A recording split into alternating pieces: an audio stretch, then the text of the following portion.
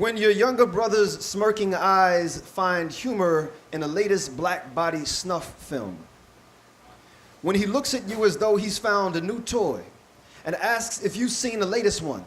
where the 16-year-old boy from Chicago gets a bullet for each year, running away, knife in hand, from an army of police, PCP flowing through the boy's body like a river to an ocean falsely named freedom, through a battle-torn wasteland of a teenage body.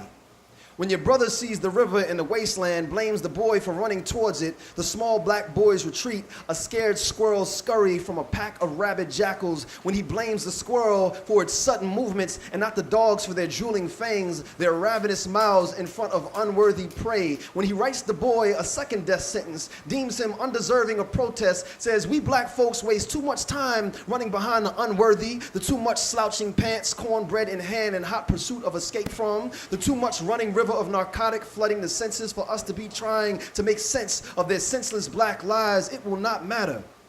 that you and he were born of the same womb, were once seeds from the same inconstant gardener of a father, that you bloomed through the same Brooklyn brick and mortar at the hands of a woman who tilled your character like precious soil in the middle of a war zone. When your brother says Laquan is not worthy, you will ask him if he was worthy, if you were worthy. When one night on Canal Street, unmarked cars surrounded your mother's van, told you and him to get the fuck out before they Russian rouletted your future into the typical black oblivion, and when the undercover cops left after releasing the binds from your wrists and your bodies from the concrete, told you you're lucky it wasn't worse. Were you worthy the night he was too high and you too drunk to give a damn about some invisible police line, because Jada Kiss was in the building behind it, and you'd be damned if some asshole cop was gonna stand between you and your college boy frolic of a night, even if it meant spending the night behind bars. Was he worthy when you both skipped the invisible line trying to hop the MARTA in Atlanta? He escaped narrowly, you got caught and took the charge for both of you. Was his brother worthy when a year after their father's death, older brother turned Molotov cocktail in war-zone city streets, exploded into an attempted murderer at the age of 14, when your brother finds humor in the snuffing out of a body that could have been his or yours? Your heart will clench like a fist, will lay siege to all the blood in your body,